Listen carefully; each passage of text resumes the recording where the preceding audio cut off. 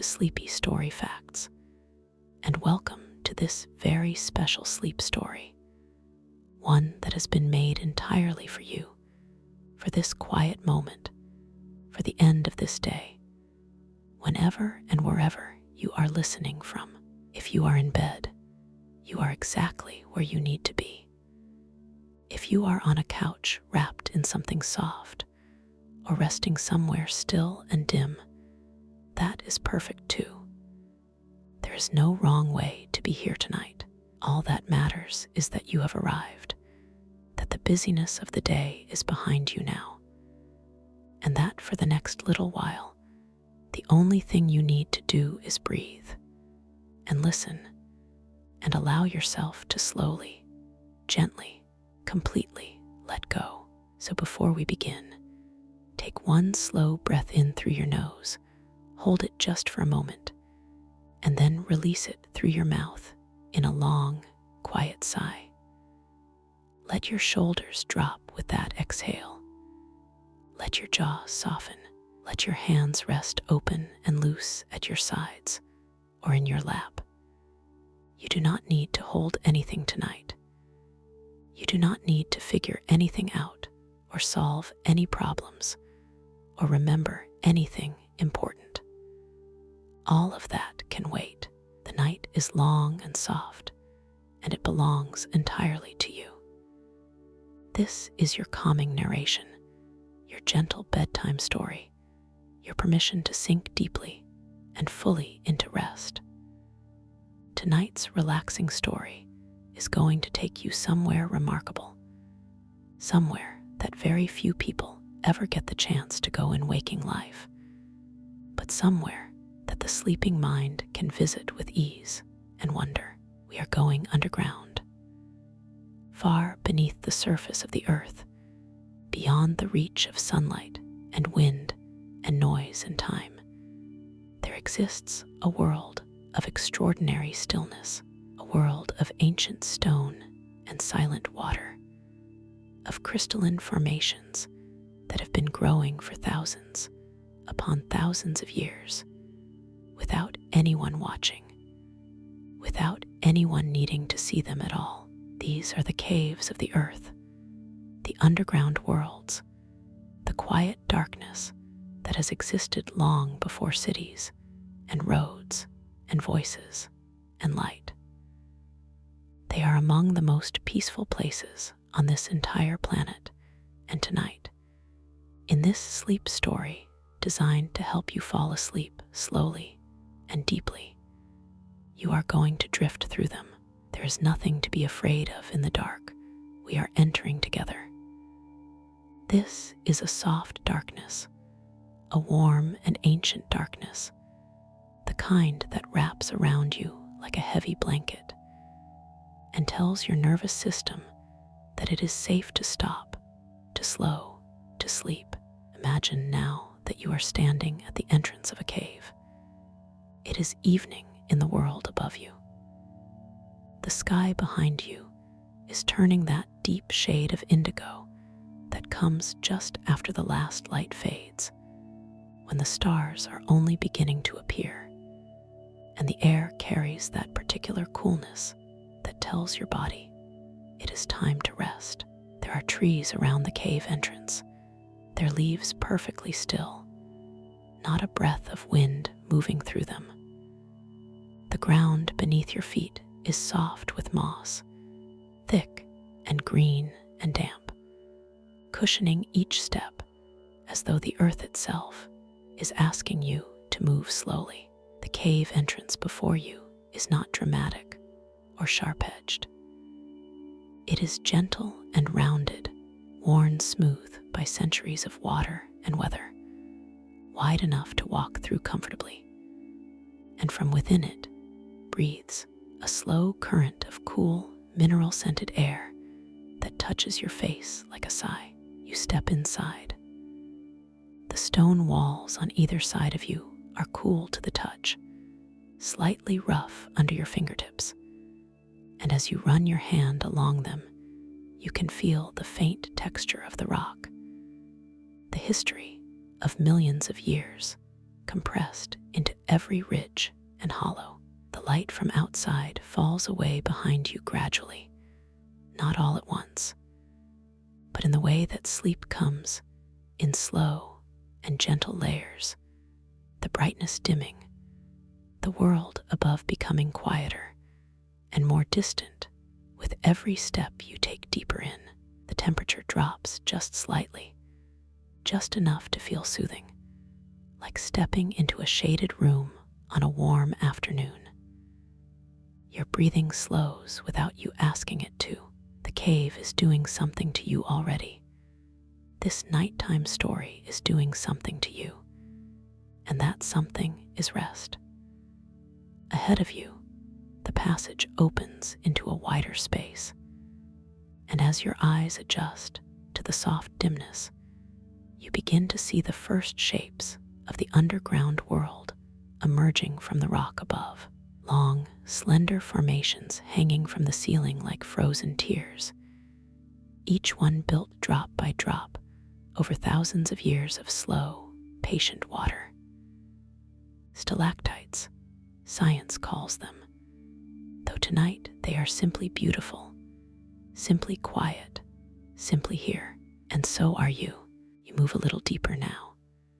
and the cave opens around you in a way that feels almost like a welcome,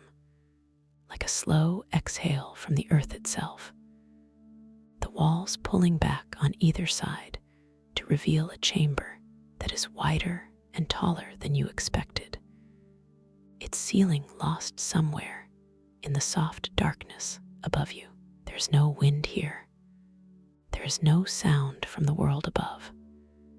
The silence in this place is not the silence of an empty room or a quiet street late at night, where you can still feel the faint hum of electricity or the distant pulse of traffic carried on the air. This silence is older than that, deeper than that, more complete than almost anything you have ever felt in your waking life. And it settles over you now like the most comfortable weight, like the feeling of a warm blanket pulled up to your chin on a cold night, like the moment just before sleep when your body finally stops holding itself up and simply surrenders. You stand still for a moment and let that silence fill you. You let it move into your chest with each slow breath you take, and you let it move out again on each exhale. And with every cycle of breath, the silence seems to deepen just a little more, the world above seeming just a little farther away. The thoughts that were following you when you lay down tonight growing quieter and more distant, like voices in another room, then voices in another house, then nothing at all but this, just the soft dark and the stone and the ancient stillness of a place that has never been in a hurry. The floor of the chamber is uneven but passable, shaped by centuries of water that no longer flows here, carved into smooth, shallow troughs and gentle ridges that catch the faint, ambient glow filtering from somewhere deeper in the cave. A glow so subtle it barely deserves the word, more like the memory of light than light itself. Scientists who study caves, who are called speleologists, have documented the way total darkness in underground environments begins to affect the human body almost immediately, slowing the heart rate, lowering cortisol, the body's primary stress chemical, and signaling to the deepest parts of the brain that it is safe to rest. The cave is not simply a dark place. It is a physiological invitation to sleep, and your body, wise and ancient in its own right, already knows how to accept that invitation. You find a smooth ledge of rock near the chamber wall, and you sit, your back resting against the cool stone, your legs stretched out in front of you, the silence pressing gently around you on all sides like something alive and gentle and entirely benevolent. Above you,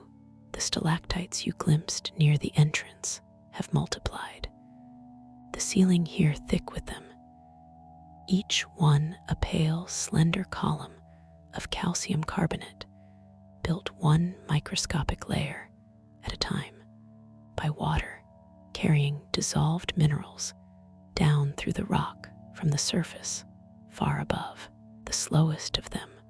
grow less than a single millimeter in an entire year. Some of the formations in this chamber are longer than your arm, which means they have been quietly growing here in the dark for longer than recorded human history, longer than the oldest cities, longer than the first written words, patient and unhurried in a way that makes your own worries feel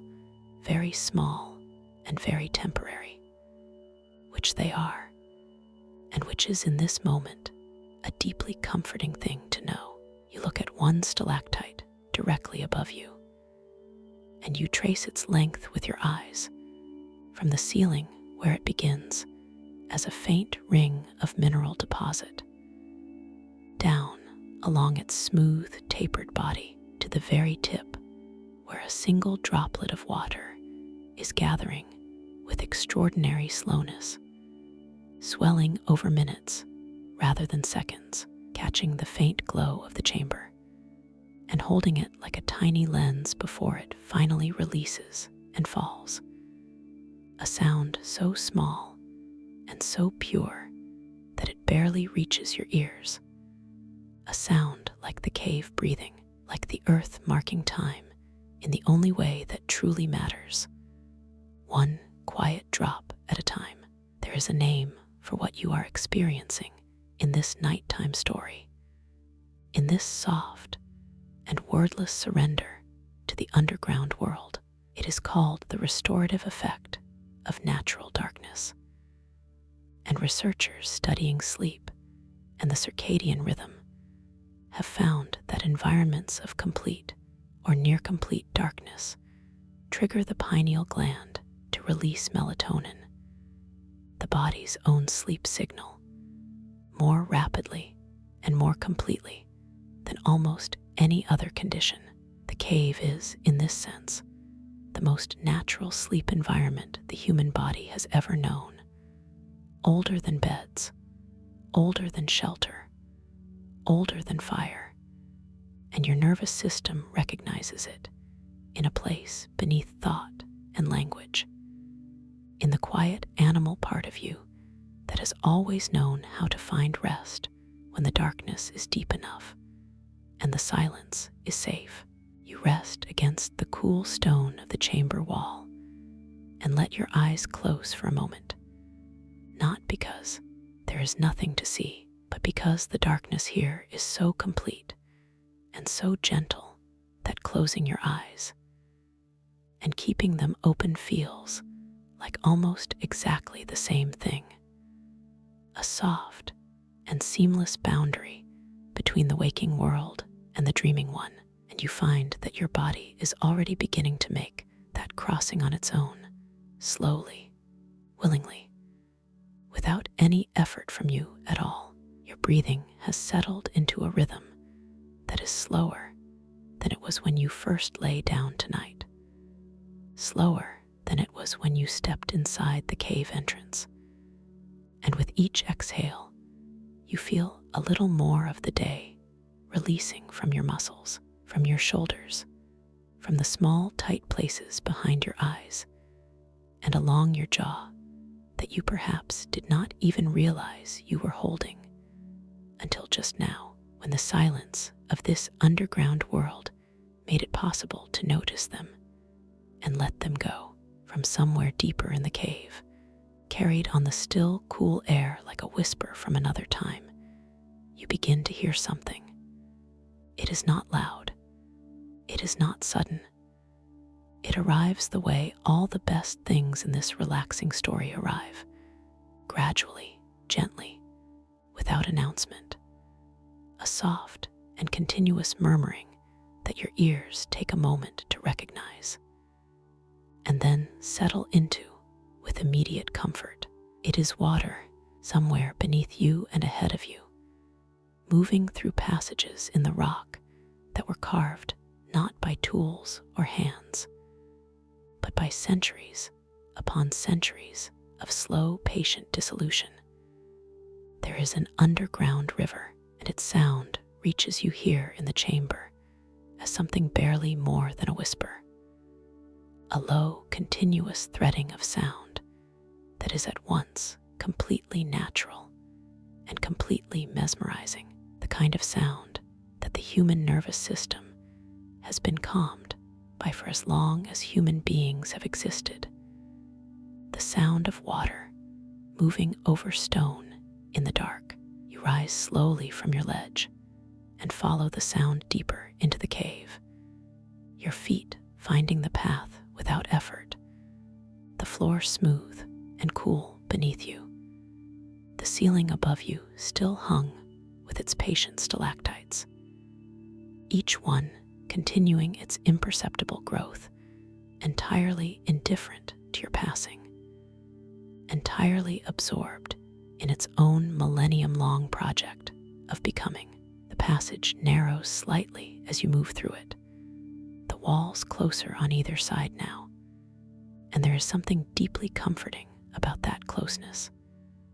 The way the stone presses gently in from both sides, like the walls of a cocoon, like the feeling of being held without being constrained.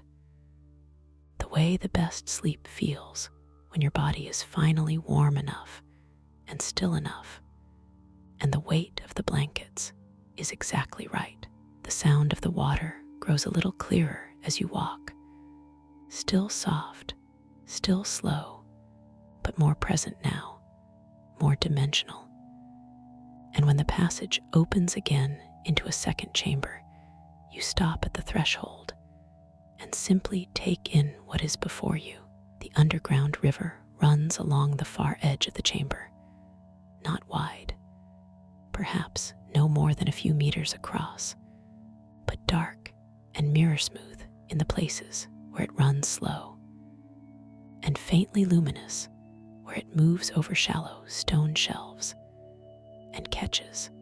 what little ambient light filters through from cracks in the rock above. The water is extraordinarily clear. In the places where you can see the riverbed, the stones are pale and smooth, worn to perfect roundness by water that has been moving over them for longer than most surface rivers have existed, and they glow faintly in the dim light like something precious, like the memory of sunlight translated into stone. Speleologists and hydrologists who have studied underground rivers have found that many of them carry water that fell as rain on the surface hundreds or even thousands of years ago. Water that filtered slowly down through layers of limestone, traveling centimeter by centimeter through the rock until it gathered into these deep subterranean channels. The water flowing past you now may have begun its journey before you were born, before your parents were born, before their parents drew their first breath, falling quietly from a sky that no one alive today ever looked up at, and making its long, unhurried way through the darkness to arrive here, in this chamber, in this moment, flowing gently past you as you stand at the edge and breathe, and feel the cool mineral mist rising from its surface and settling on your skin like the lightest possible touch. You sit down at the river's edge, close enough to rest your fingers in the water if you choose, and you listen, and the sound of the river fills the chamber with a softness that makes the silence feel even deeper rather than interrupted, the way certain music makes a room feel quieter after it ends, and you feel your eyelids growing heavier, your thoughts drifting apart from one another like slow clouds. This gentle bedtime story carrying you further from waking with every soft note of moving water. You sit with the river for a long while, long enough that the sound of it becomes less something you are listening to and more something you are simply inside of, the way you are inside the darkness,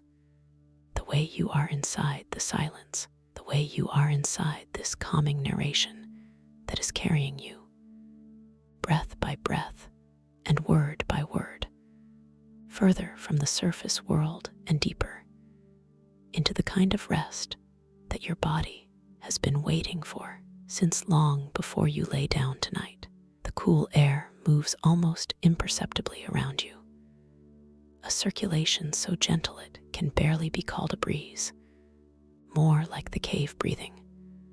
more like the slow exchange of temperature between the underground world and whatever distant opening connects it to the night sky far above. And you breathe with it, in and out, matching the rhythm of the rock and the water and the dark. When you rise again and move further along the river's edge, following the passage as it curves gently to the left and begins a slow and easy descent, you are not walking with any urgency or destination in mind. You are simply allowing the cave to lead you, the way this sleep story leads you, without force, without hurry, one soft step following another, until the passage opens and you stop completely still and simply stare, because what is in front of you is unlike anything you have seen before in the world above or below the ground. The chamber you have entered is vast, its ceiling so high that it disappears entirely into darkness, its walls receding on all sides into distances your eyes cannot fully measure in the dim light, and every surface, every wall, every shelf of rock, every column rising from the floor, and every curtain of stone hanging from above is covered in crystals. They are selenite, a form of calcium sulfate that grows in conditions of extraordinary stability,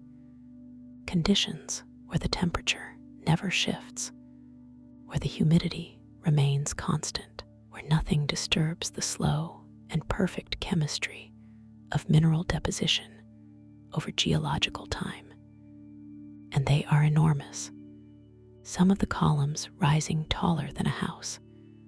their surfaces smooth and slightly translucent, the faintest ambient glow from the cave passing through them and emerging softened and diffused and transformed into something that is not quite light, but is not quite darkness either. Something in between that feels almost sacred, almost like the quality of light just before dawn, when the world is still mostly asleep. But the sky has begun its very slow and private brightening. The largest known crystal cave on Earth, discovered beneath the Chihuahuan Desert in Mexico, contains selenite columns that reach up to 12 meters in height and weigh as much as 55 tons. Crystals that scientists estimate have been growing for up to 500,000 years in conditions of near-perfect stillness, sealed away from the surface in a chamber of absolute quiet, where nothing changed and nothing needed to change, where time moved differently than it does in the world above, measured not in days or years, but in the almost imperceptible thickening of mineral walls, in the addition of layers so thin they cannot be seen with the naked eye, accumulating century by century in silence. You walk slowly among the crystals in this vast underground hall, trailing your fingers along their cool, smooth faces, feeling the faint vibration that seems to live inside the stone, something below sound and below feeling, more like a frequency that your body registers in the chest rather than the ears. And with every step you take, the world above grows more distant and more irrelevant. The concerns of the day that followed you to bed tonight, continuing to dissolve in this crystalline quiet. This ancient and patient darkness that has been here longer than your worries and will be here long after they are forgotten. Your footsteps make almost no sound on the crystal-strewn floor, and the silence of the hall absorbs even those small sounds almost immediately, swallowing them gently the way deep water swallows a stone. A brief disturbance, and then nothing, the surface smooth again, the stillness complete again,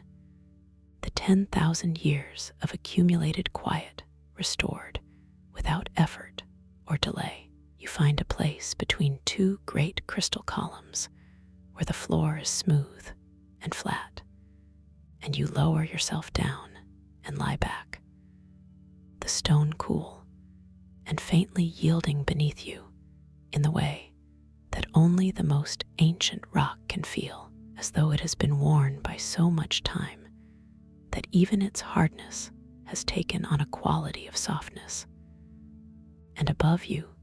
the crystal ceiling catches the faint ambient glow and holds it, and you watch the light move through the translucent stone in slow and shifting patterns, and your breathing deepens, and your thoughts grow lighter and less distinct. And this gentle bedtime story continues to carry you down, deeper into the underground world, and deeper into the soft and fathomless dark of deep sleep. You lie among the crystals for a long time, long enough that the boundary between resting and sleeping becomes something you no longer feel the need to locate or define, long enough that your body has grown perfectly heavy in the way that only happens when all resistance has finally been released, when every muscle has remembered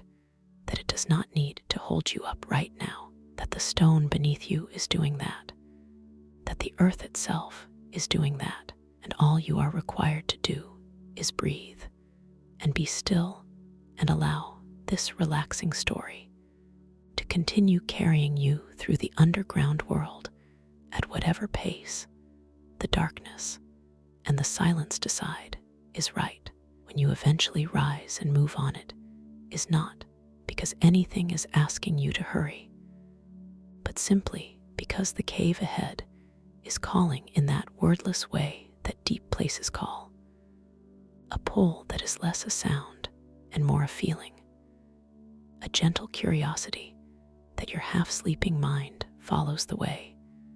A dream follows its own logic, without question, without effort. One soft passage leading to another in the dark. The crystal hall narrows gradually at its far end into a corridor of pale stone,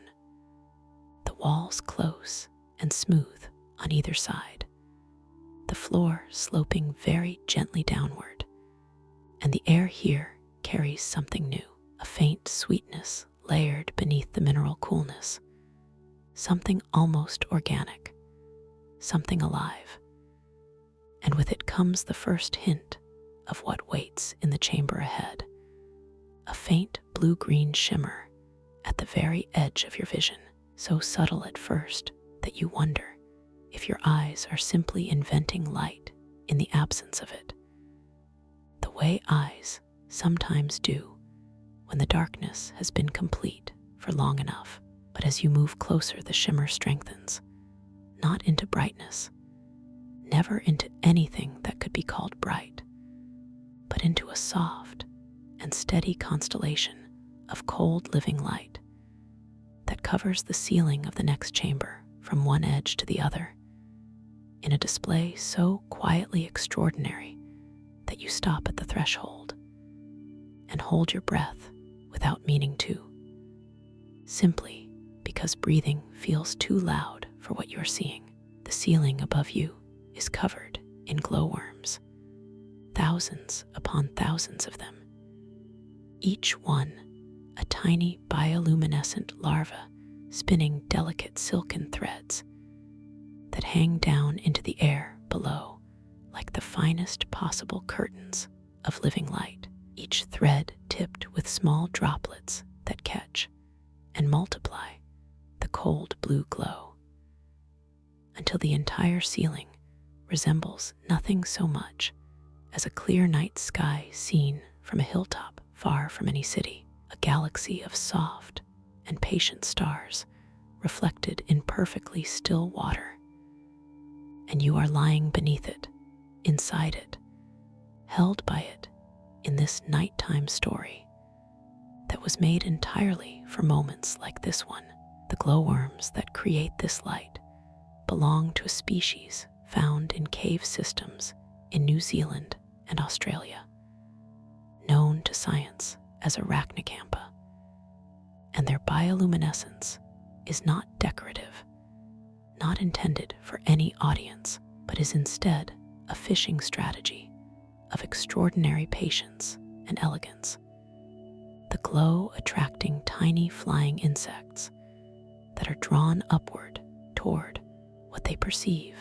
as an opening to the sky, only to become caught in the silken threads and drawn slowly upward to feed the glowworm above. A cycle that has been repeating in the darkness of these caves for millions of years, without any light but its own, without any witness but the stone. You lie back on the cave floor beneath the glowworm galaxy, and you let your eyes soften until the individual points of light blur gently into one another. The way stars blur when you look at them from the edge of sleep, the way the whole world blurs at that particular depth of relaxation where thought becomes texture, and texture becomes sensation, and sensation becomes simply the feeling of being alive and warm and held in a dark and beautiful place. Your breathing is very slow now, very deep, the kind of breathing that your body only settles into when it has genuinely stopped waiting for something, when it has accepted that the night is long and safe, and that there is nothing left to do but descend. And with each exhale, you feel yourself sinking a little more into the floor of the cave, a little more into the stone, a little more into the ancient and patient darkness that has been here long before you arrived, and will remain long after you have drifted all the way down into the deep and dreamless sleep that this gentle bedtime story has been quietly preparing you for since the very first word. The ceiling of living light above you pulsing so softly it is almost imagined, almost a memory already, as your eyes grow too heavy to hold open any longer, and the glowworm stars begin to blur and soften and fade into the warmest and most complete darkness you have ever known. The glowworm light fades behind you like a dream you are already halfway through forgetting, its soft blue-green pulse becoming a warmth at the back of your mind, rather than a sight your eyes are holding, and you carry it with you the way you carry the best parts of a calming narration, not as information, not as something to remember and retrieve, but as a feeling, a residue of wonder that has settled into your chest and your shoulders and the slow movement of your breath, making everything a little heavier, a little warmer, a little more willing to let go. The passage ahead of you is the lowest and widest you have moved through yet, its ceiling high enough that it disappears into shadow above you, and its floor worn so smooth by ancient water that your feet slide forward almost without effort, as though the cave itself is gently ushering you onward, as though the underground world has one more thing it wants to show you before it lets you rest completely, before it releases you fully into the deep and wordless sleep that has been gathering at the edges of this bedtime story since the very beginning. You hear the lake before you see it, or rather you hear the absence of sound that large bodies of still water create, a quality of silence that is different from the silence of the passages and chambers you have moved through, deeper and more dimensional, a silence that has width and surface area that stretches outward in all directions and makes the air above it feel suspended, held as though even the atoms of the cave atmosphere have slowed their movement out of respect for the stillness of the water below. When the passage opens and you step onto the low, flat shore of the underground lake, you stop and simply stand for a long moment, because the lake before you is unlike any water you have seen in the world above. Its surface so perfectly still that it does not look like water at all, but like a floor of dark glass, a mirror so complete and so precise that the ceiling of the cave above it is reflected in every detail, every stalactite, and every mineral formation reproduced in the dark surface below with a fidelity that makes it impossible for a moment to know which is the real ceiling and which is its image, which is the stone and which is the reflection, which is the world and which is its echo. Underground lakes like this one exist in cave systems on every continent, fed by water that has filtered down through limestone over centuries, accumulating in sealed chambers where no wind can disturb the surface and no current can introduce movement, and the result is a stillness so absolute that scientists measuring the surface tension of these bodies of water have found it to be among the highest recorded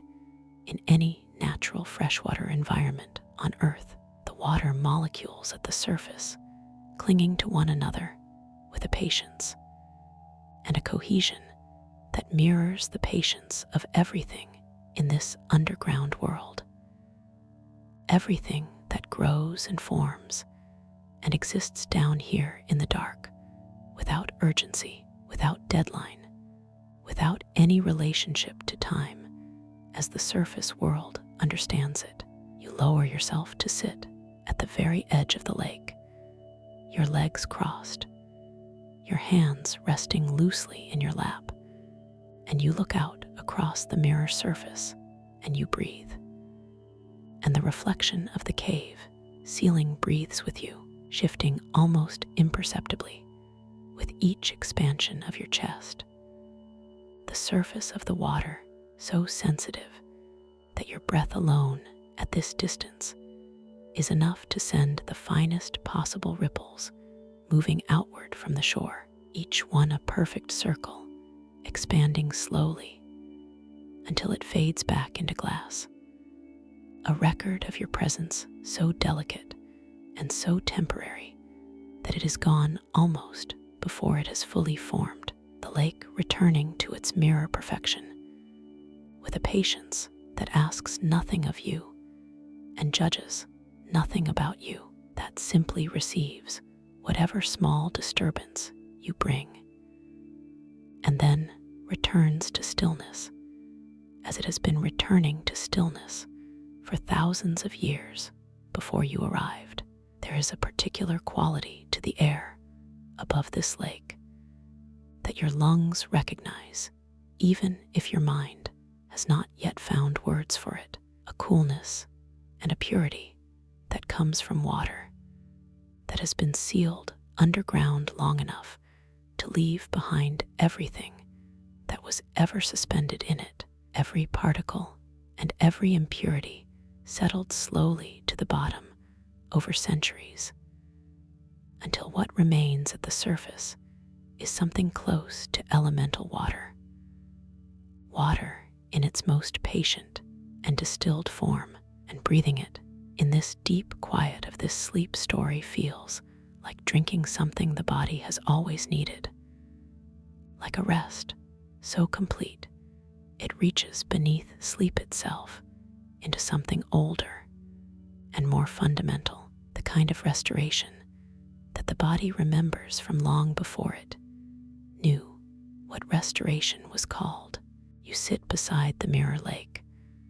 until the stillness of it has moved all the way through you, until you and the water have reached the same temperature and the same quality of quiet, until the boundary between where you end and where the cave begins has become something soft and permeable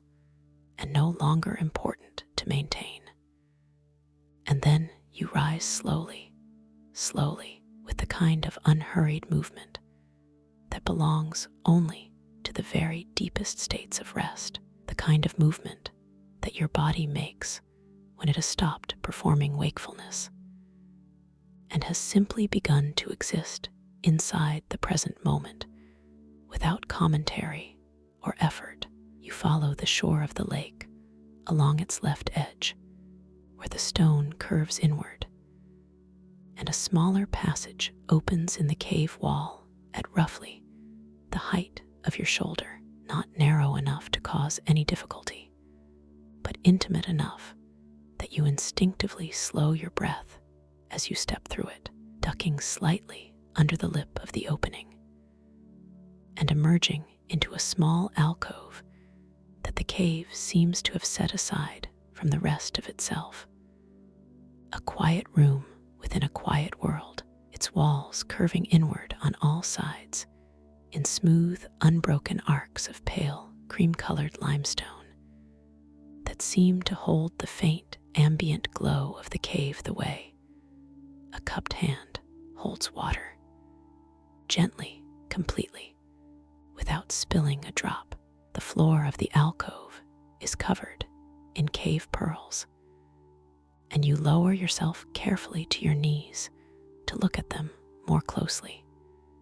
because they deserve that attention, because they are among the most patient and most quietly extraordinary things that the underground world produces. Small spheres of calcium carbonate ranging in size from a pea to a large marble, each one formed in a shallow pool of dripping water, where a tiny grain of sand or a fragment of shell served as a nucleus around which minerals accreted layer by microscopic layer over hundreds, and in some cases thousands of years. The constant, gentle agitation of the dripping water, keeping each pearl turning slowly in its pool, so that the mineral layers built up evenly on all sides, producing a sphere of such perfect roundness that it seems less like something that grew and more like something that was made with great deliberate care by hands with infinite time and infinite patience. You pick one up and hold it in your palm, feeling its weight, which is surprisingly substantial for something so small, a density that speaks of all the time compressed into its layers, all the centuries of slow and patient accretion that have gone into producing this one small perfect sphere that now rests in your hand in this deep and calming bedtime story, cool and smooth against your skin, and you feel the weight of it not as heaviness, but as comfort, the same comfort you feel from a heavy blanket or a warm hand, the comfort of something solid and real and present in the darkness. Scientists who study speleothems, which is the collective name for all the mineral formations produced inside caves, have found that cave pearls sometimes contain a record of the climate conditions that existed on the surface above them. At the time each layer was deposited, tiny chemical signatures written into the calcium carbonate that can be read centuries later, like the pages of a very slow and very precise diary. Each layer a season,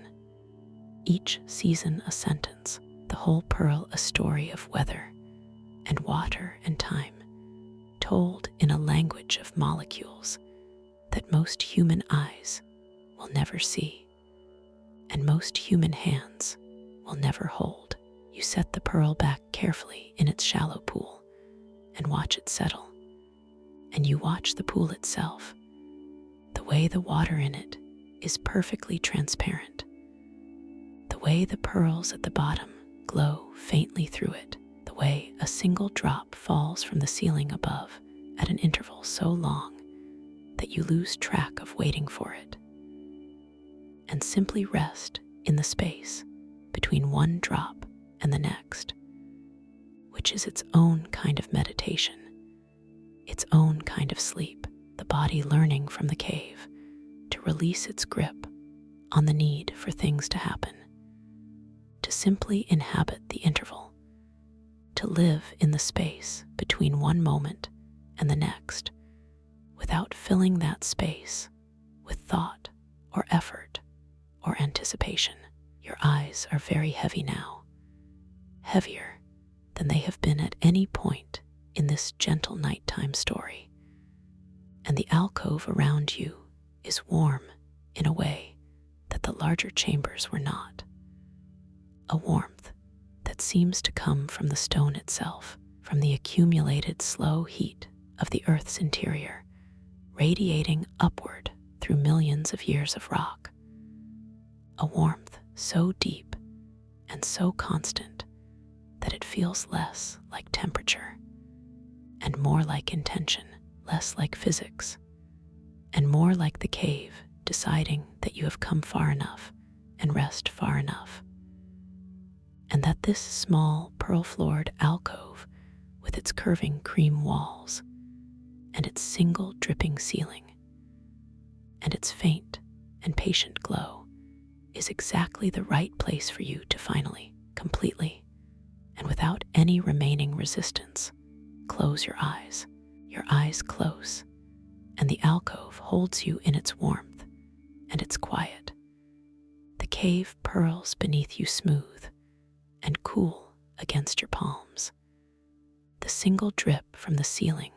above marking time in the only way that matters down here, which is to say barely at all, which is to say in intervals so long and so unhurried that time itself begins to feel like something optional, something the surface world invented out of necessity, but that the underground world never needed and never wanted, and has therefore never kept. And in the absence of time, there is only this, only the warmth and the dark, and the slow and perfect breathing of a body that has finally, completely let everything go. You notice your own breathing now, not to control it or to change it, but simply because in this depth of quiet it has become the loudest thing in your awareness. The slow rise of your chest and the slow fall of it, the faint sound of air moving through your nose in the total silence of the alcove. And you notice that it has slowed to a rhythm you do not recognize from your waking life, something slower and deeper and more ancient than the breath you breathe when you are moving through the world above, something closer to the breath of sleep than the breath of waking. And you understand, without needing to think about it, that your body has found its way to this rhythm on its own, guided here by the darkness and the silence and the long, gentle patience of this calming narration that has been walking beside you through the underground world since the very first step. There is a phenomenon that speleologists and cave researchers have documented in certain cave systems around the world, particularly in large limestone cave networks with multiple entrances and chambers at different depths, where the cave itself appears to breathe, where air moves in and out of the passages and openings in a slow, rhythmic cycle, driven by differences in temperature and pressure between the underground atmosphere and the surface air outside, a cycle that can take hours to complete. A full inhalation and exhalation measured not in seconds, but in the long, slow turning of temperature gradients across the rock. And in these caves, the air you breathe is never entirely still, but moves with a patience and a regularity that the human body finds deeply and instinctively calming, a rhythm that predates every lullaby and every sleep story and every gentle bedtime narration ever spoken, a rhythm written into the geology of the earth itself and offered freely to anything living enough to receive it. You feel that rhythm now in the alcove, the very faintest movement of air against your face, a shift so subtle it would be imperceptible in any other environment. But here, in the total stillness of the underground world, it registers clearly, a slow, cool breath moving across your cheek, and then withdrawing, moving in and then drawing back, in and back, in and back. And without deciding to, you find that your own breathing has begun to match it. Your inhale timed to the cave's inhale, your exhale following the cave's exhale, your body synchronizing with the stone around it in a way that feels less like coincidence and more like homecoming, less like a thing that is happening to you, and more like a thing you have always known how to do and have simply been waiting for the right darkness and the right silence and the right depth of underground stillness to remember. The warmth of the earth rises through the floor of the alcove and moves through your back and your hips and your legs with a steadiness that has no fluctuation, no variation, no beginning or end, simply a constant and unhurried generosity of heat that the planet has been producing since long before the first cave formed, and will continue producing long after the last one has been filled in by the slow, patient work of geology. And lying against it, now, in this sleep story, you feel held in a way that goes beyond comfort, held in the way that only the very largest and most patient things can hold you, held by something that does not know your name or your worries or the particular texture of your day, but holds you anyway, completely and without condition, simply because you are here, and because you are made of the same material as everything else in this cave, the same carbon and calcium and ancient mineral patience, the same slow chemistry that built the stalactites and the cave pearls and the crystal columns, assembled into a different shape, a temporary and breathing and dreaming shape, resting now in the dark at the center of the earth's long and quiet story, your breath perfectly matched to the breath of the stone around you, your thoughts no longer thoughts, but simply the softest possible texture of almost sleep, this gentle bedtime story, still murmuring at the very edge of your awareness, like the sound of the underground river heard from 3 chambers away, present and soft and entirely safe. You breathe with the cave for a long time, long enough that the rhythm of it has become your rhythm, long enough that you cannot remember what it felt like to breathe any other way, long enough that the warmth of the earth beneath you and the cool of the cave air above you have found an equilibrium in your body that feels like the most natural temperature you have ever inhabited. Neither too warm nor too cool, simply perfectly balanced in the way that the deepest sleep balances you, the way that the best rest leaves you feeling neither too much of anything nor too little, simply held at the exact center of comfort, where the body stops noticing itself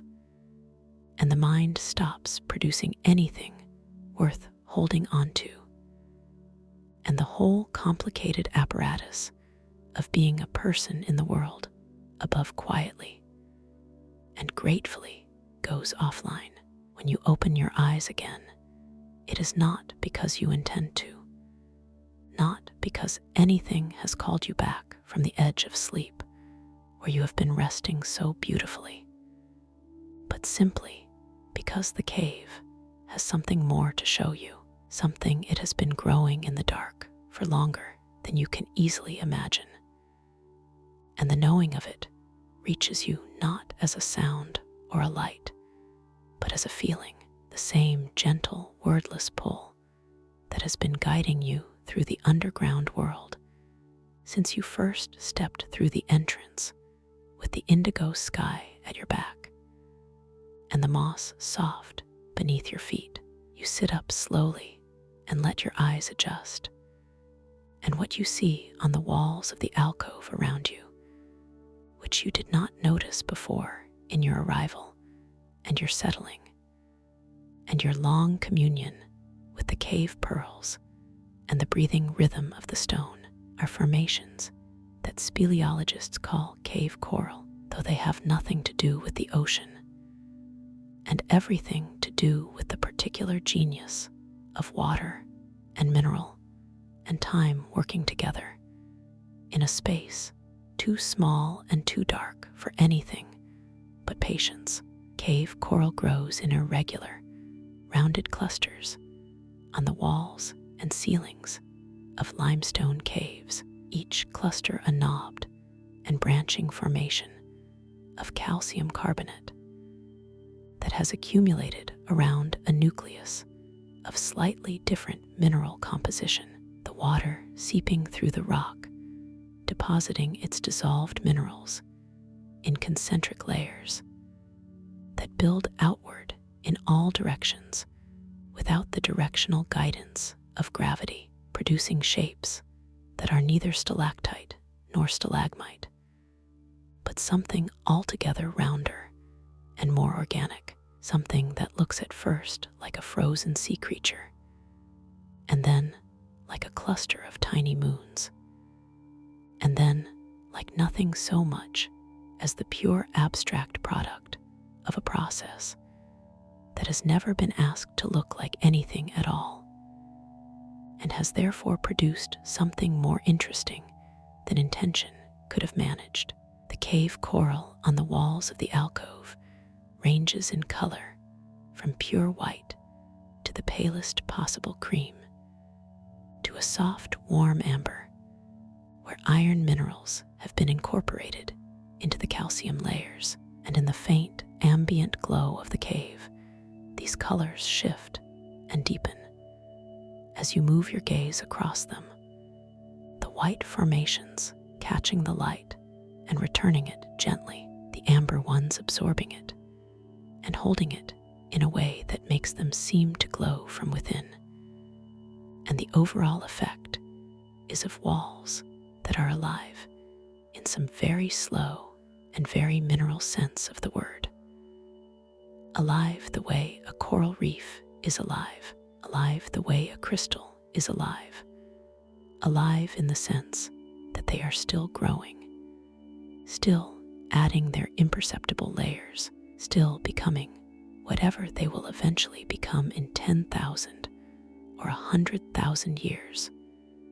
when the water and the minerals and the darkness have had enough time to finish what they have already been working on for longer than human civilization has existed. You reach out and rest your fingertips against one of the cave coral clusters and feel its surface, which is rougher than the stalactites and the cave pearls, more textured, more complex, the individual rounded lobes of the formation pressing back against your fingers with a firmness that is somehow also gentle. The way old stone is always gentle, the way anything that has been shaped by water over a very long time eventually arrives at a softness that has nothing to do with fragility and everything to do with the completion of a process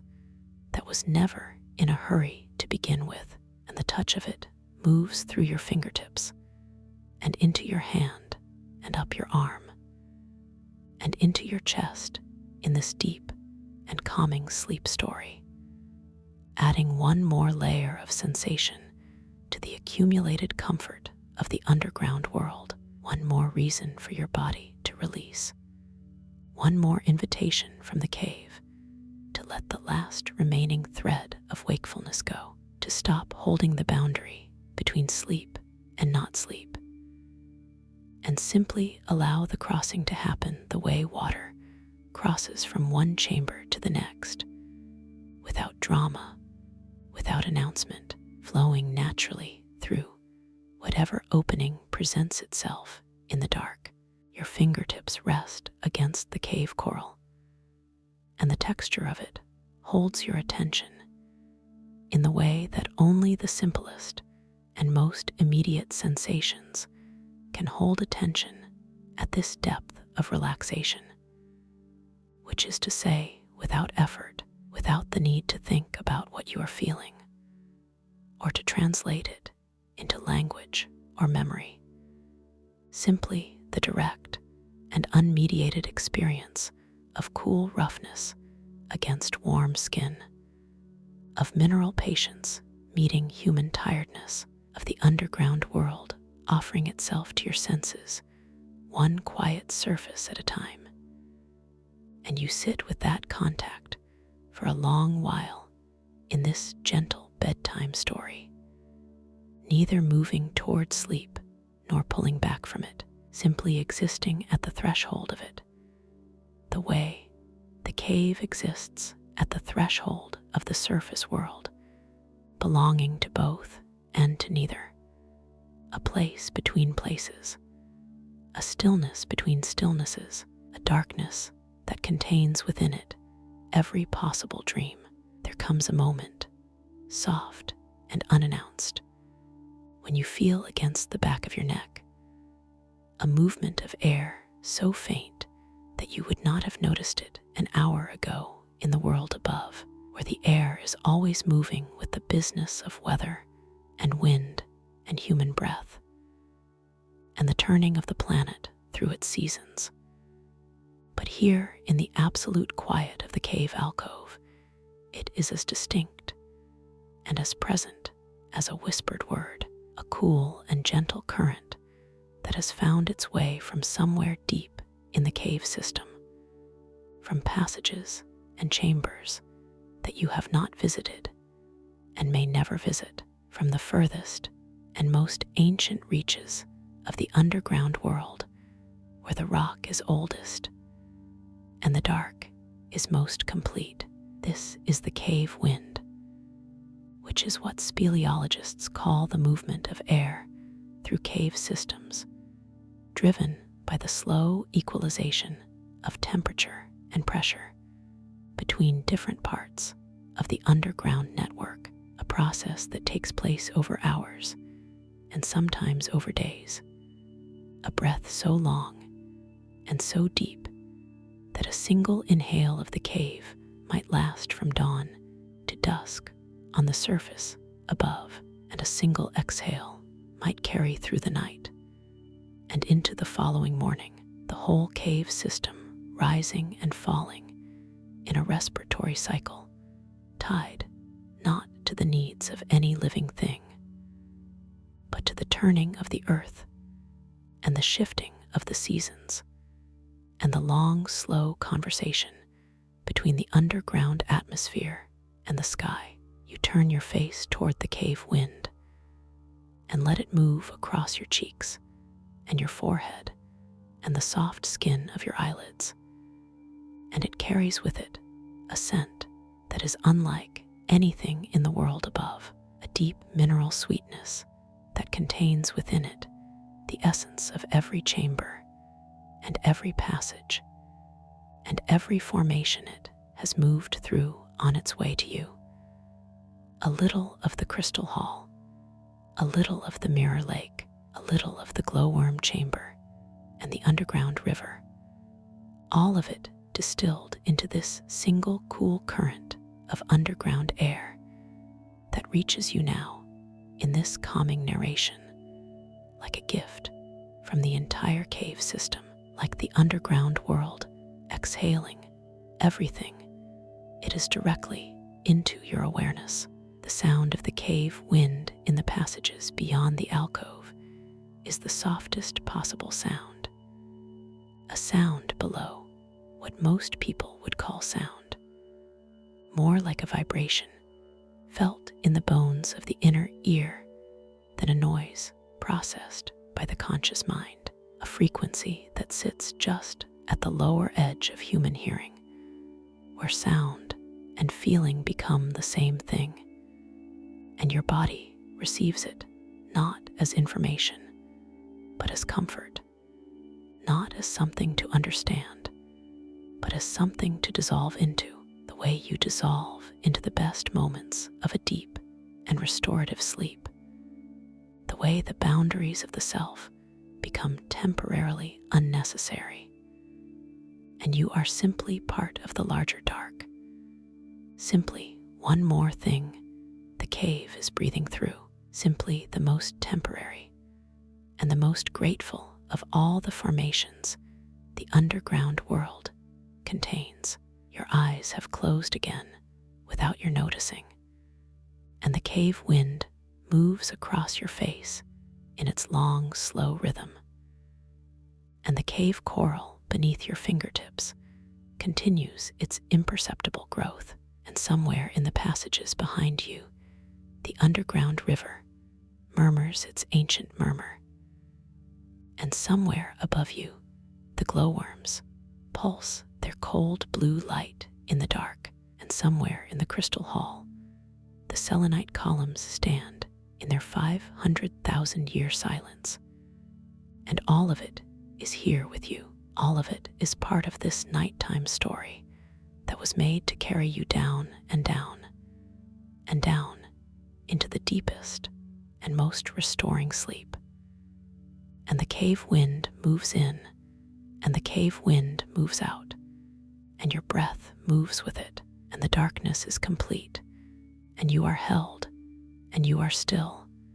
and you are finally, fully, deeply asleep. You sleep for what feels like a very long time, and in that sleep, there are no sharp edges, no sudden sounds, no interruptions from the world above that has been going about its daylit business entirely without you, entirely without needing you, the way the world always does when you finally give yourself permission to step away from it and descend into the rest that your body has been quietly requesting since long before you lay down tonight. And the sleep is not empty, but full, full in the way that deep caves are full, not with things, but with quality, with a richness of stillness and dark and mineral air that nourishes something in you that ordinary sleep in ordinary rooms only partially reaches, something deeper than tiredness, something older than fatigue, the part of you that is made of the same patience as the stone and needs every so often to remember that when your awareness returns, it is not with the abruptness of waking, but with the gradual quality of a tide coming in, a slow and even rise of perception that brings the cave back to your senses, one detail at a time. First, the cool air moving across your face in the cave wind's long rhythm. Then the smooth firmness of the stone beneath you. Then the faint ambient glow of the underground world pressing softly against your closed eyelids, and you lie still for a long moment, simply receiving all of it. This relaxing story still present at the edges of your awareness, like a hand resting gently on your shoulder, steady and warm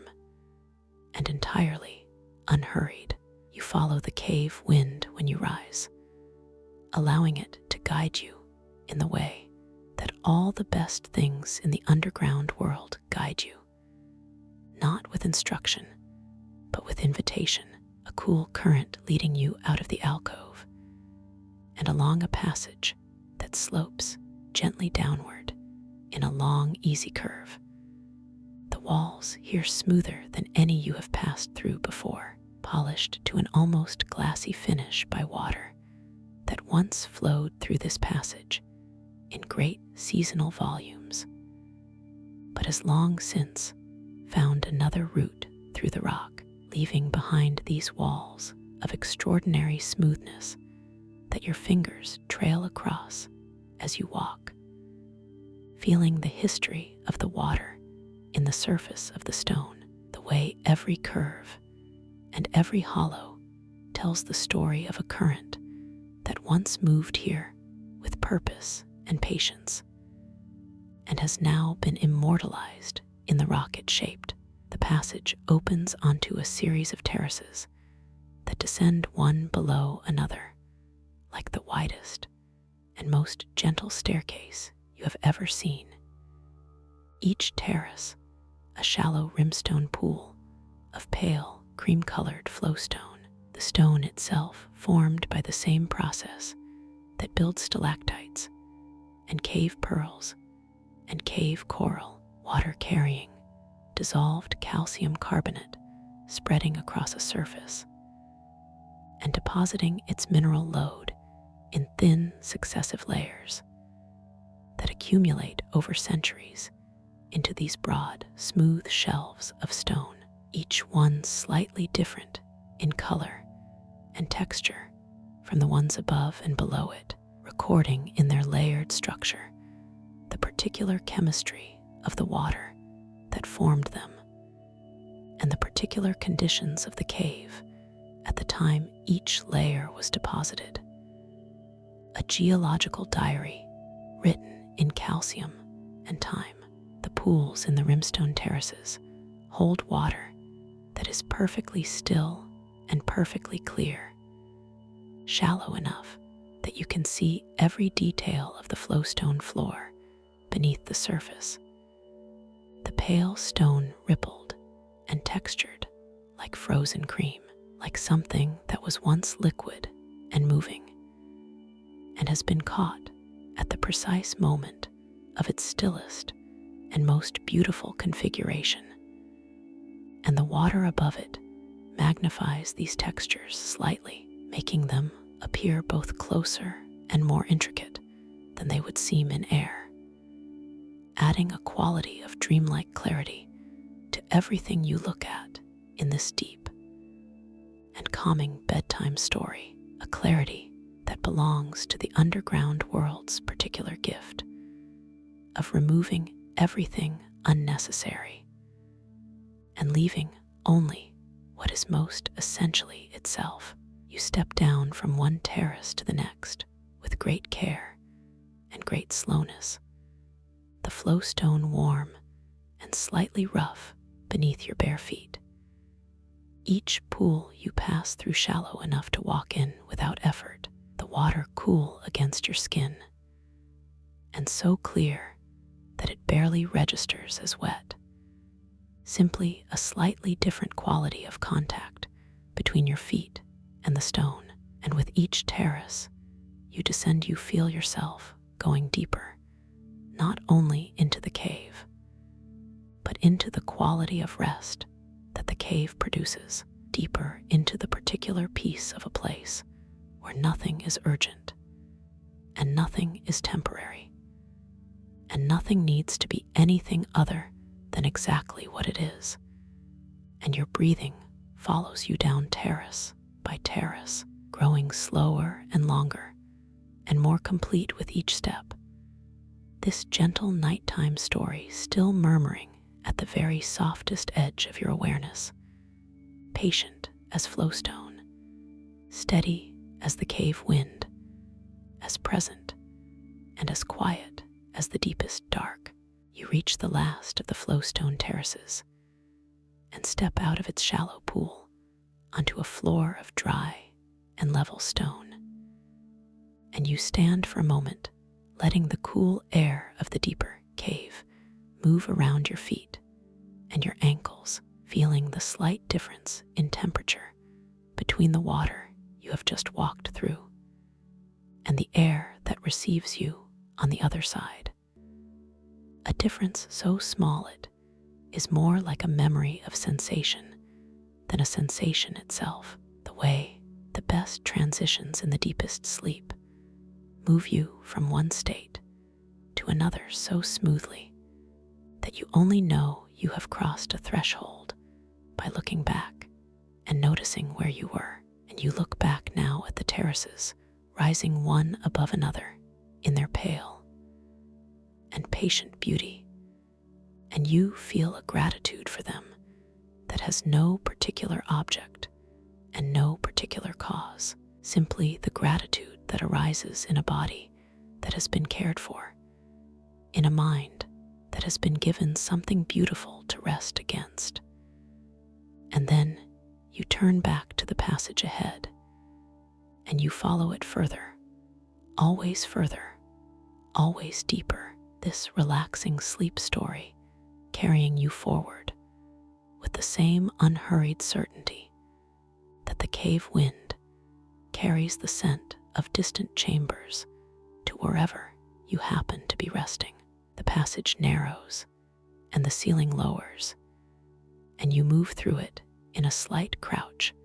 that is not uncomfortable, but simply intimate. The cave pressing gently around you on all sides, like the feeling of being completely wrapped in something soft. And then, without warning, the ceiling rises again, and the walls pull back, and you straighten and find yourself inside a chamber that stops you completely, stops your movement and your breath and your thoughts all at once, not from shock or fear, but from the particular quality of beauty that requires a moment of complete stillness before the mind can begin to receive it. The chamber is filled with cave needles, which speleologists call halictites, formations that grow from the walls and ceiling, and sometimes from the floor in directions that have nothing to do with gravity, curving and branching and spiraling outward in every possible orientation, as though the mineral that formed them was following some internal instruction more compelling than the downward pull of the earth, as though the calcium carbonate in the water that deposited them was not falling, but dreaming, not obeying physics, but exploring the full range of what crystalline geometry makes possible when given enough time and enough darkness and enough of the particular freedom that exists only in places where no one is watching. And nothing needs to justify itself by being useful or orderly or aligned with the expected. Some of the halictites in the chamber are no thicker than a knitting needle and no longer than your finger, delicate beyond what seems structurally possible, curving in slow arcs away from the wall that birthed them, and then curving back again in a different direction. And some are longer, branching once and then again, producing shapes of such intricate and uncontrived beauty that you find yourself moving through the chamber very slowly, turning to look in every direction, each new angle revealing formations you had not noticed from the previous position. The chamber offering itself to your attention in layers. The way this long and gentle bedtime story offers itself in layers. Always something more, always something quieter and more extraordinary, just a little further in. The science of how halictites form is not entirely settled, which is itself a quietly wonderful thing. The idea that the underground world still contains processes that human understanding has not fully mapped, formations whose geometry challenges simple explanations and requires, instead, a more complex account involving capillary forces and impurities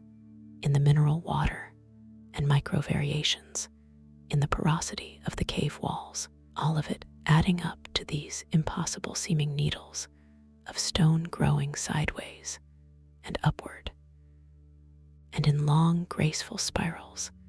that seem to belong more to mathematics than to geology, more to the language of dreams than to the language of rock. You sit down in the center of the chamber and look in all directions,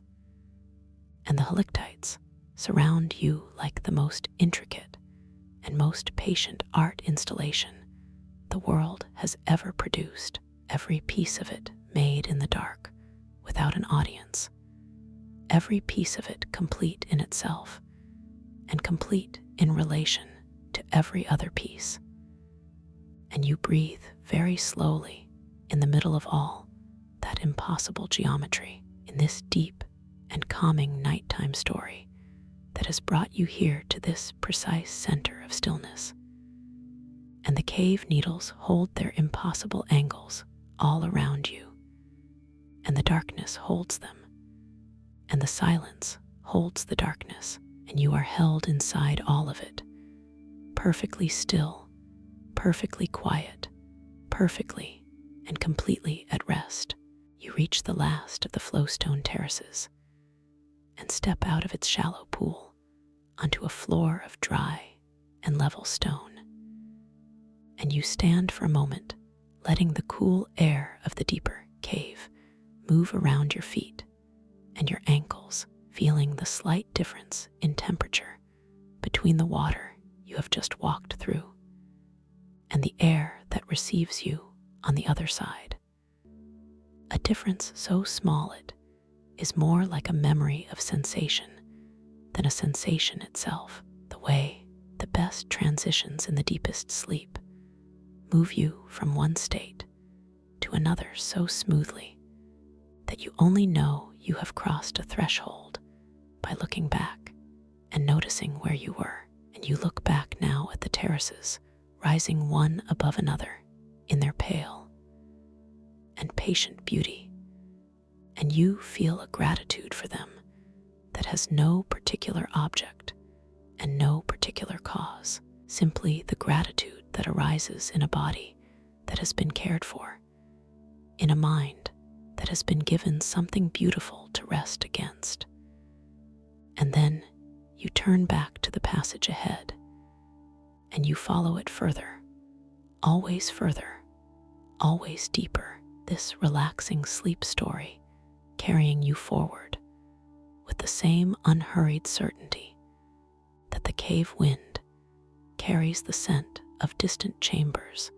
to wherever you happen to be resting. The passage narrows and the ceiling lowers, and you move through it in a slight crouch that is not uncomfortable, but simply intimate. The cave pressing gently around you on all sides, like the feeling of being completely wrapped in something soft. And then, without warning,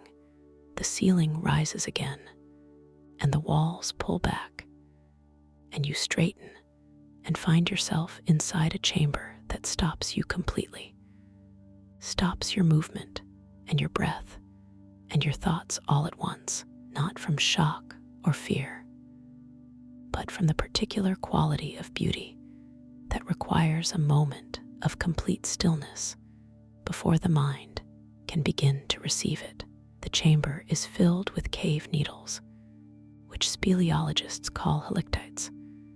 formations that grow from the walls and ceiling, and sometimes from the floor in directions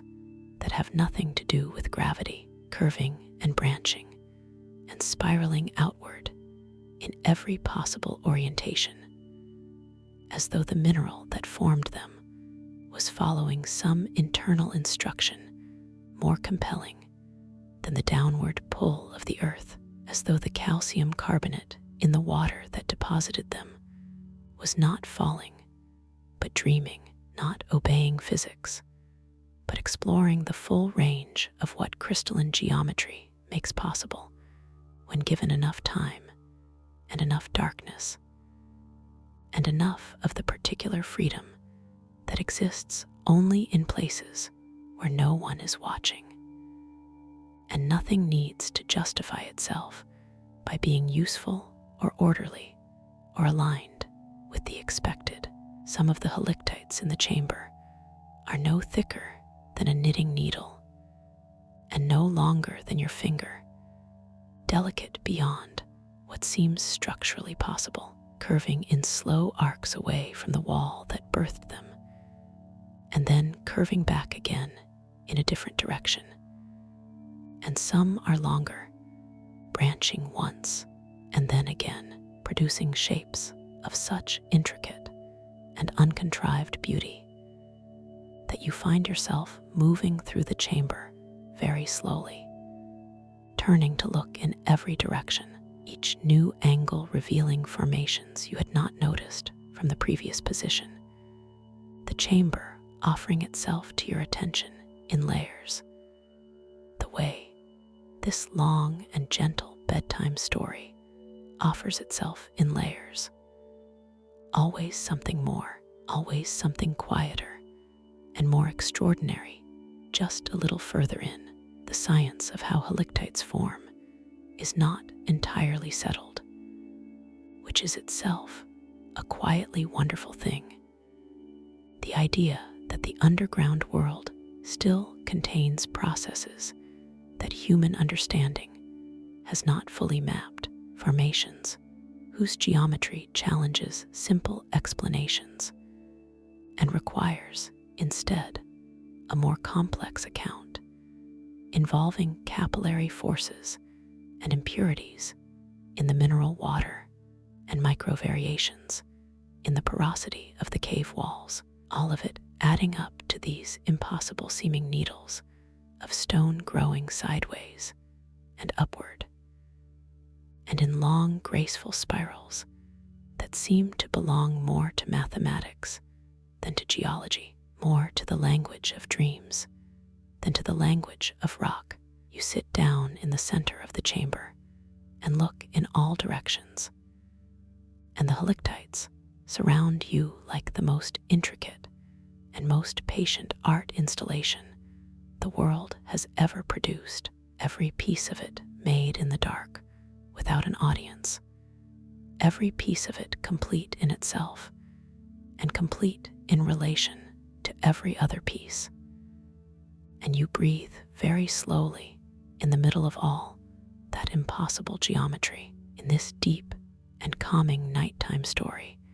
that has brought you here to this precise center of stillness. And the cave needles hold their impossible angles all around you, and the darkness holds them, and the silence holds the darkness, and you are held inside all of it, perfectly still, perfectly quiet, perfectly and completely at rest. You sit beside the abyssal pool until the darkness of it and the darkness behind your eyes have become a single, unbroken field of rest, until the distinction between the cave and the sleep it has been preparing you for has collapsed entirely into something that is simply and completely both at once, and you breathe into that unified dark with the slow and unconflicted ease of a body that has finally stopped negotiating with wakefulness, that has handed itself over to the underground world. And the long and gentle patience of this calming narration, the way you hand something fragile to someone you trust completely, without reservation, without the need to watch what happens next, simply releasing it and feeling the relief of release move through you from your fingertips to the soles of your feet in one long, warm wave that leaves nothing behind but stillness. You become aware, slowly and without any urgency,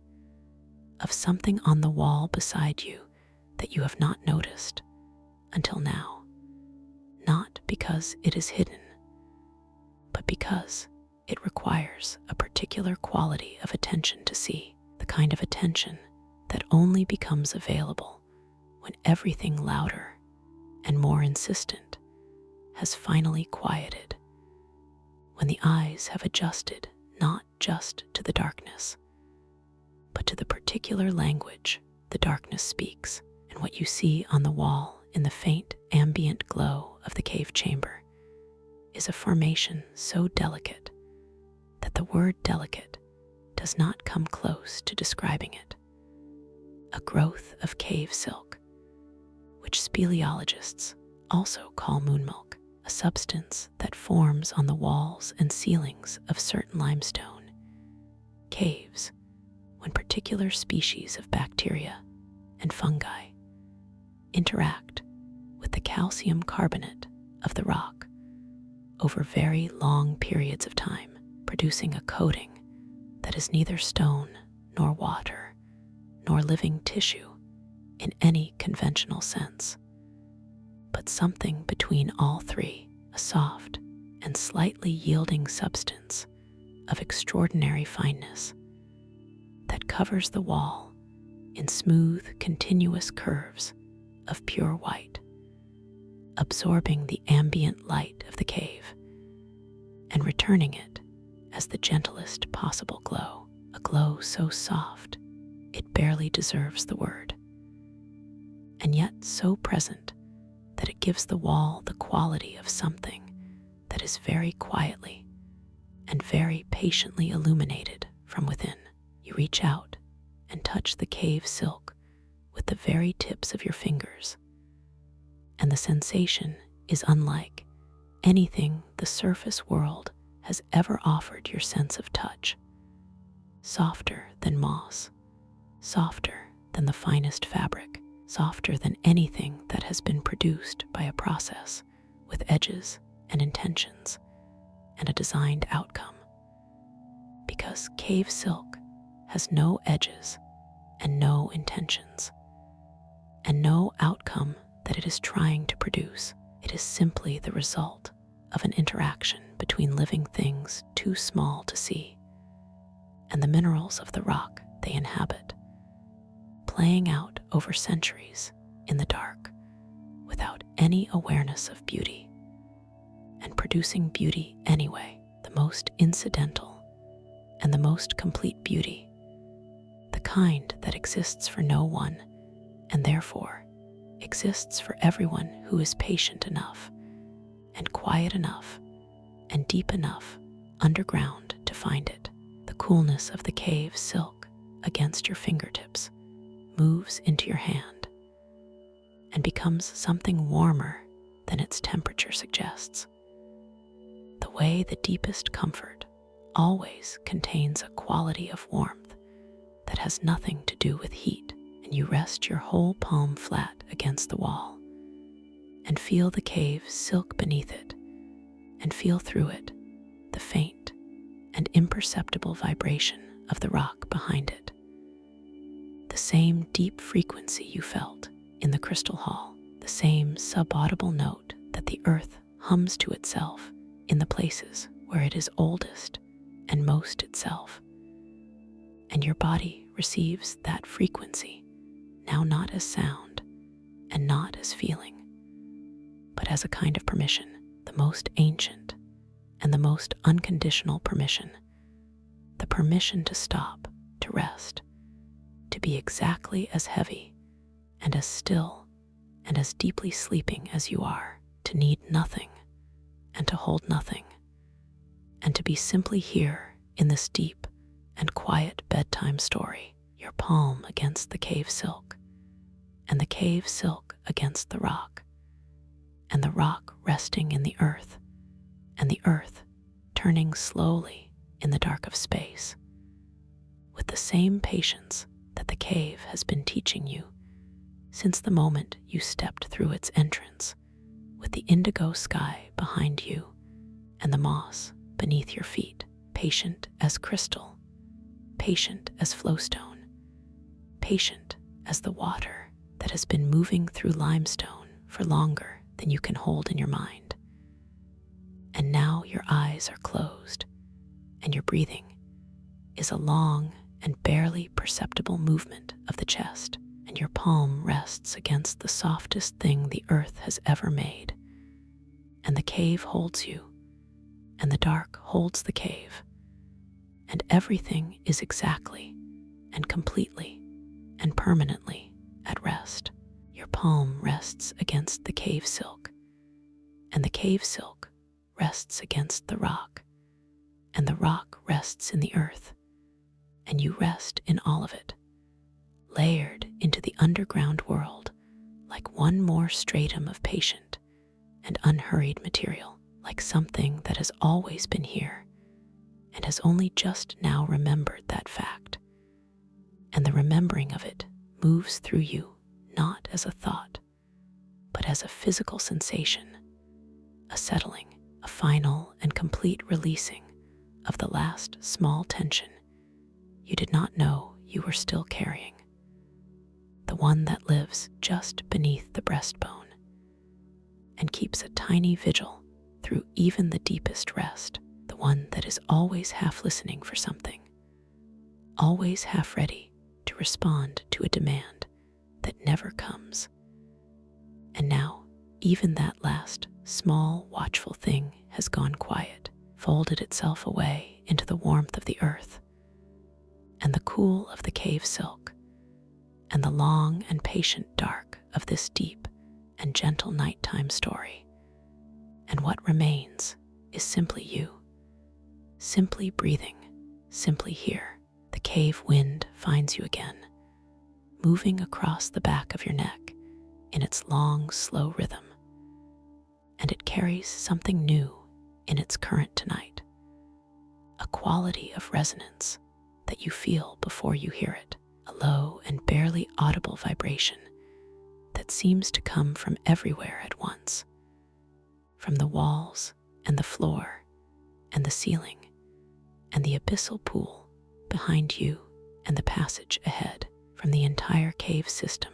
speaking in the lowest register it possesses,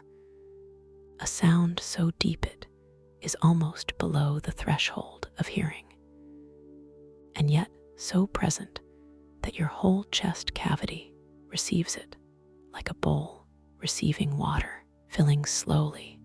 and completely from the bottom up. You follow that resonance when you are ready, which is to say you follow it when the cave decides you are ready, when the vibration in the air has reached the precise frequency that lifts you gently from your resting place against the cave silk wall and draws you forward along the passage that opens at the far end of the abyssal pool chamber, a passage wider and higher than any you have moved through before, its walls smooth and pale and faintly warm to the touch, the resonance growing incrementally richer with every step you take, filling the passage with a quality of sound that is also a quality of feeling. That is also a quality of the particular piece that exists only at the very greatest depths of rest and the very greatest depths of the earth. The passage opens into the largest chamber you have encountered in the entire underground journey of this relaxing sleep story, a space so vast that its ceiling is lost entirely in darkness far above you, and its walls are separated by a distance that your eyes cannot bridge in the faint ambient glow, a chamber that speleologists would call a cathedral grotto, named not for any religious association, but for the particular quality of space that both cathedrals and great cave chambers share, the quality of a space so large and so still, and so completely removed from the ordinary scale of human life that the body entering it instinctively quiets, instinctively reduces itself to something appropriate to the scale of what surrounds it, something small and still and grateful, and entirely without the need to assert itself against a space this ancient and this complete. The resonance you have been following fills this chamber from floor to invisible ceiling, and now that you are inside it, you understand its source, which is not a single thing, but the combined effect of the entire cave system breathing, every passage and every chamber contributing its particular note to a chord that has been sounding here since the cave first formed, since the first water found the first crack in the first layer of limestone, and began the millions of years of slow, patient work that produced this space, this darkness, this resonance that your body is now fully immersed in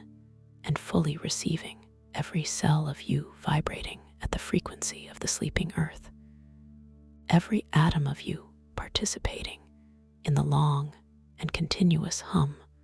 of a million sleeping years, compressed into this single vast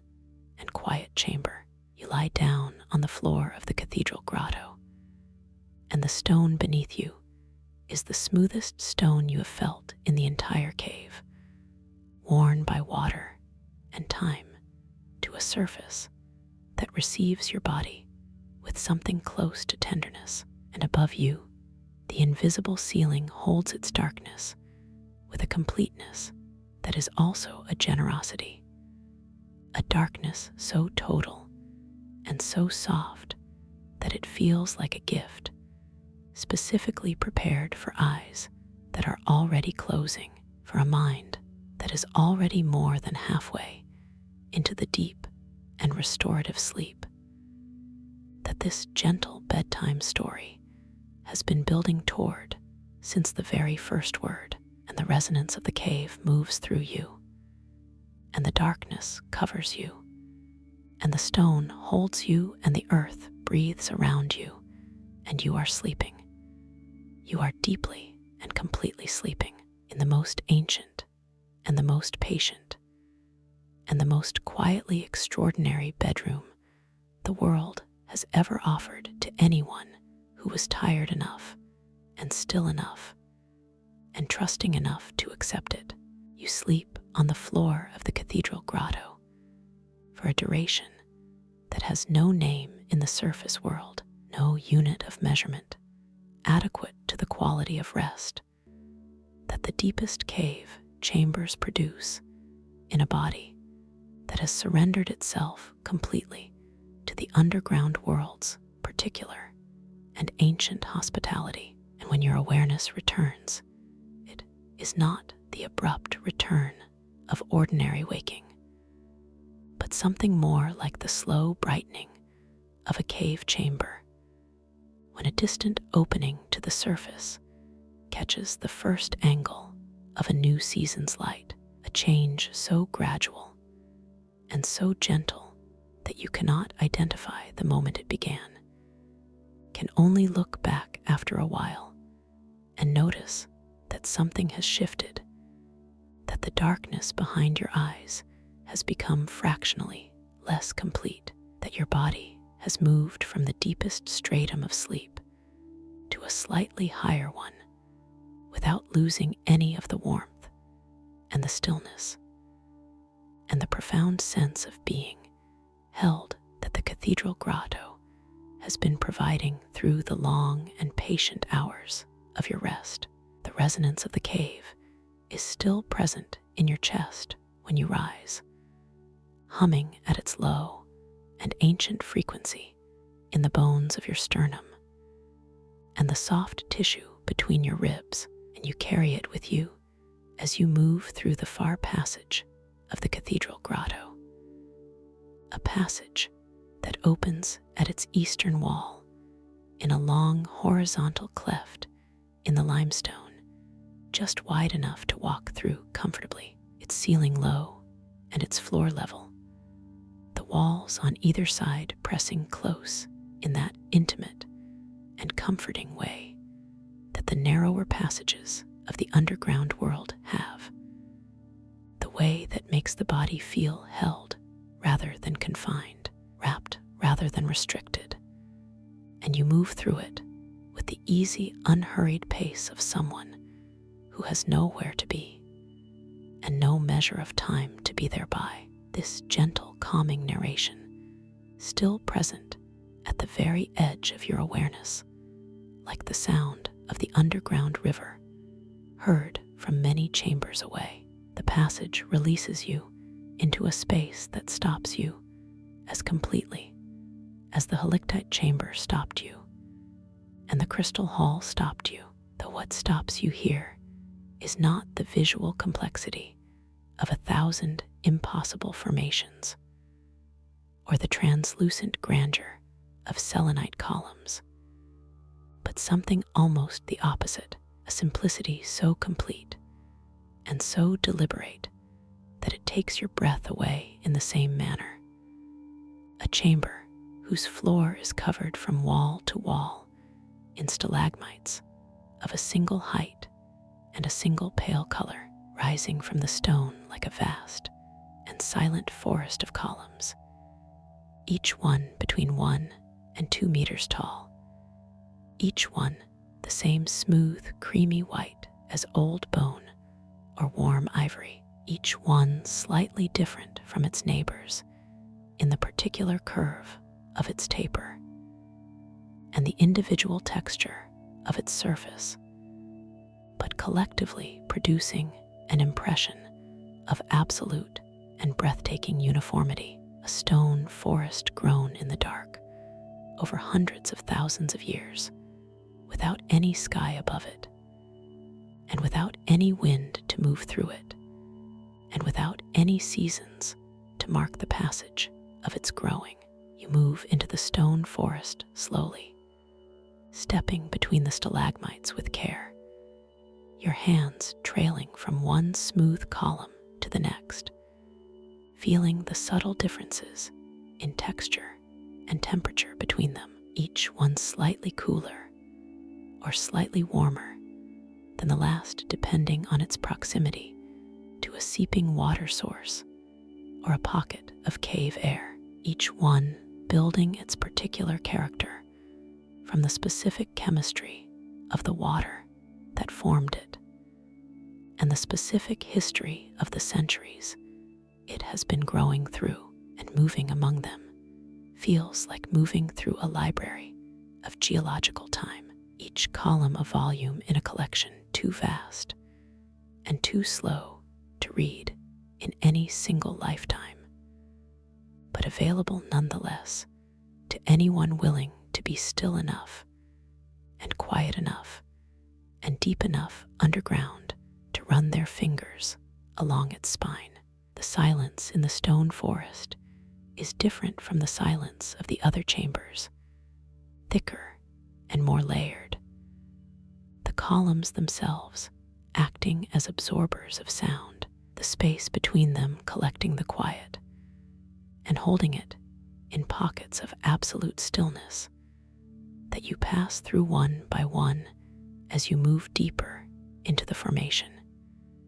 Each pocket of silence slightly deeper than the last, your breathing becoming quieter with each column you pass, your footsteps producing less and less sound on the smooth stone floor,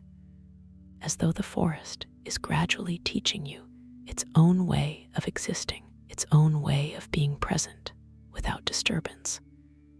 its own way of growing and becoming and persisting through time without making any demand on the space around it, without asking the darkness for anything other than the darkness itself. And you learn this lesson as you walk among the pale stone trees of this deep and quiet bedtime story, learning it not with your mind, but with your body, learning it in the slowing of your breath and the softening of your step and the growing heaviness of your eyelids as the stone forest closes gently around you and the silence deepens and the darkness between the columns becomes indistinguishable from the darkness of the deepest and most healing sleep. You move through the stone forest until the columns begin to thin, until the spaces between them widen gradually, and the floor beneath you becomes open again, and you carry the silence of the forest with you the way you carry the cave wind's scent and the glowworm light and the resonance of the Cathedral Grotto as something that has entered you and changed the quality of everything inside you without asking permission and without needing to be acknowledged, simply present now as part of the layered and accumulating peace that this deep and gentle, relaxing sleep story has been building in you since the first breath you took at the cave entrance with the moss beneath your feet and the indigo sky dissolving behind you into a memory you can barely access from this depth, from this far below the world that produced it. The passage beyond the stone forest is unlike any you have walked before in the entire underground journey, and the difference is not in its shape or its size or the texture of its walls, but in its quality of darkness, which is a darkness so complete and so evenly distributed through the space that it no longer feels like the absence of light, but like the presence of something, like a substance with its own weight and its own temperature and its own particular way of resting against the skin, a velvet dark that the body receives not as deprivation, but as fullness, not as emptiness, but as the most complete form of content, the way deep sleep feels from the inside when you are far enough under to have lost the awareness of dreaming and exist simply in the pure and wordless fact of rest. Scientists who study the neuroscience of darkness have found that exposure to complete and uninterrupted dark, the kind that exists only in sealed underground chambers and certain remote locations on the surface during moonless and cloudless nights, triggers in the human brain a cascade of neurochemical changes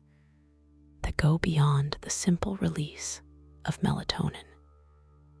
changes that include the reduction of cortisol to its lowest possible baseline, the synchronization of the body's various internal rhythms into a single coherent pattern, and a shift in brainwave activity toward the slow delta waves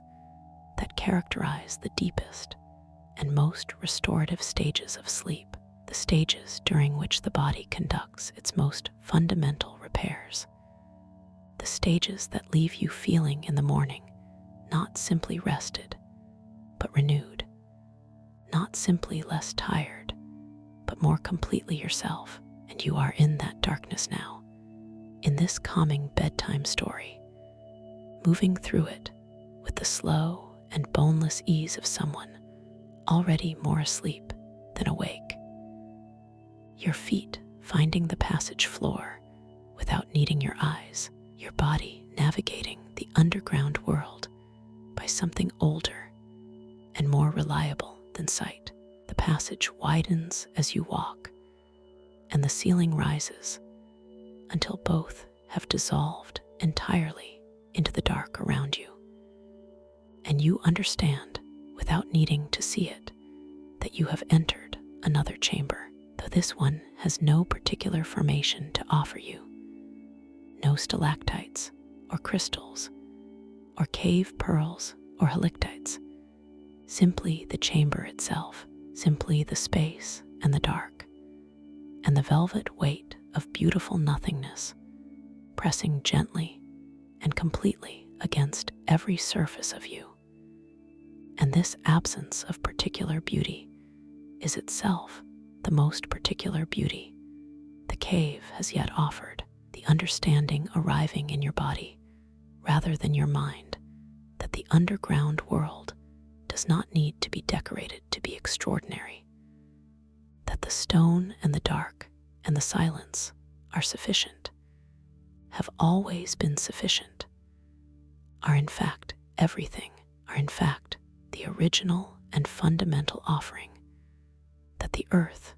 makes to anything willing to descend far enough to receive it without needing it to be anything other than exactly and simply itself. You lie down in the center of the chamber of velvet dark, and you feel the stone beneath you and the dark above you, and the silence all around you, and your own breathing moving through the center of it, all in its long and patient rhythm. And there is nothing to see, and nothing to hear, and nothing to feel, except the stone and the breath and the dark, and the slow and absolute peace of being this far below everything that was ever asked of you, or expected from you, or worried about by you. And the weight of the beautiful nothingness settles over you like the heaviest and the softest blanket the world has ever produced. And your thoughts are gone, fully and completely gone, not suppressed or set aside, but simply absent the way the surface world is absent, the way the light is absent, the way everything that is not this stone and this breath and this darkness is absent. And you are here, only this, breathing in the velvet dark at the center of the earth's most patient and most generous silence, falling deeper into sleep with every exhale, falling deeper with every word of this gentle nighttime story that has brought you here and will stay here beside you as long as you need it. You rest in the velvet dark of the deepest chamber for a time that belongs entirely to the cave, entirely to the slow and patient measure of the underground world, where nothing is counted and nothing is hurried, and nothing is ever asked to be finished before it is ready. And the rest you have found here is the deepest rest you have known in as long as you can remember, deeper than the rest that comes after exhaustion, deeper than the rest that comes after a long journey, deeper even than the rest that comes after grief, because this rest has reached the parts of you that those other rests cannot always find, the parts that are made of the same mineral patience as the stalactites and the cave pearls and the Flowstone Terraces, the parts that needed not comfort or warmth or company,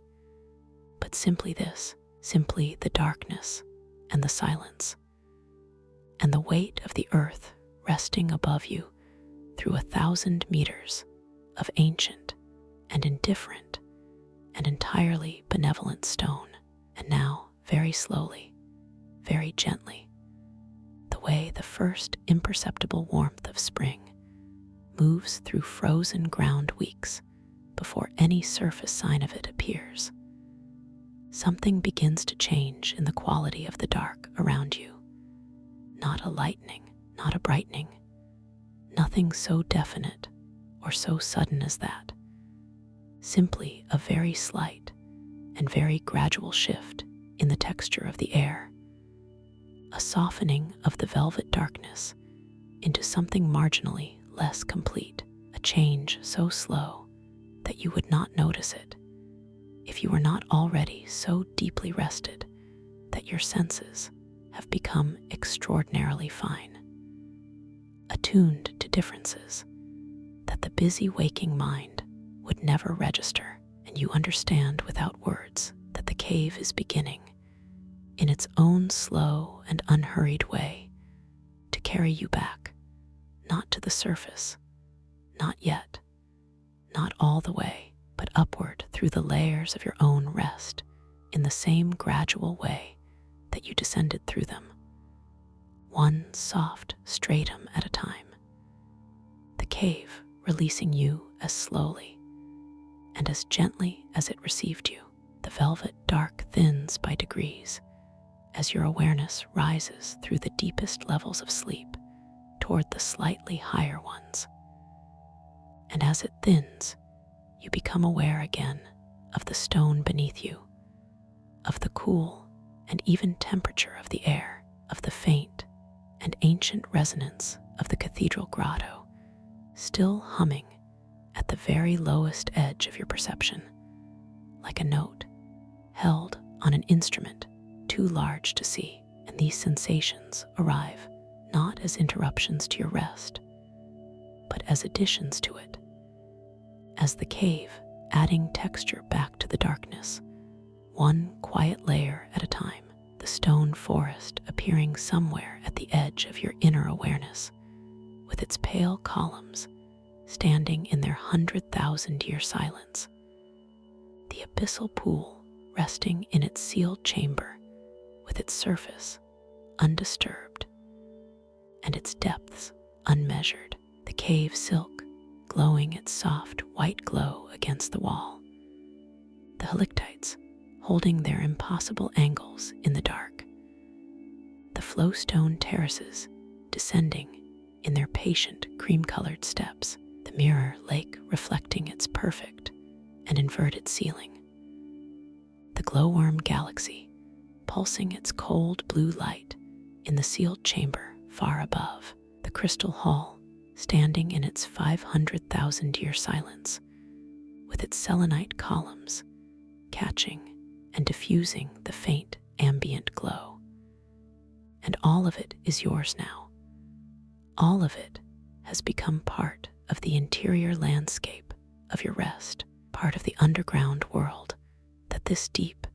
and gentle bedtime story has built inside you, and that will remain inside you, available to you on any night when the surface world has been too much. And you need to remember that beneath it, always beneath it, there is this. There is the stone and the silence and the dark and the patient and unconditional welcome of the earth's interior. The sound of the underground river